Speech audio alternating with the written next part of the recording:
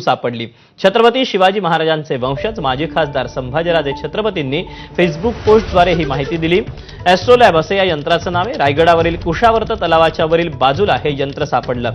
रायगड विकास प्राधिकरण आणि पुरातत्व विभागाच्या संयुक्त विद्यमाने रायगडावर मागील काही वर्षांपासून उत्खनन करून डागडुजीचं काम सुरू आहे। यावेळी खोदकाम करताना प्राचीन हे यंत्र सापडलं।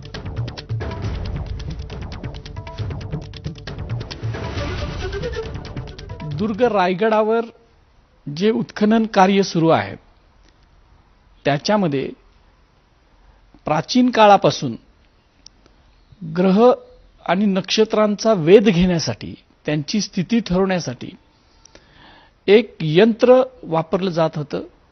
तशा पद्धतीचं एक यंत्र सापडलेलं आहे। या यंत्राला इंग्लिशमध्ये ॲस्ट्रोलॅब म्हणतात। हे ॲस्ट्रोलॅब यंत्र नेमकं आहे काय, आपण त्याच्याबद्दलची सविस्तर माहिती पाहूया। किल्ले रायगडावरील कुशावर्त तलावाच्या बाजूला हे यंत्र मिळालं।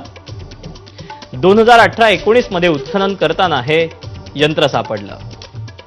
यंत्रावर देवनागरी लिपीत मजकूर आहे। शके 1519 असा त्यावर उल्लेख आढळतोय। पुरातन वस्तूंवर तारीख लिहिलेली आढळणं हे अतिशय दुर्मिळ असतं। यंत्राचा वापर ज्योतिषशास्त्र आणि कालमापनासाठी करतात। संवर्धन आणि संशोधनाचं काम अजूनही प्रलंबित आहे।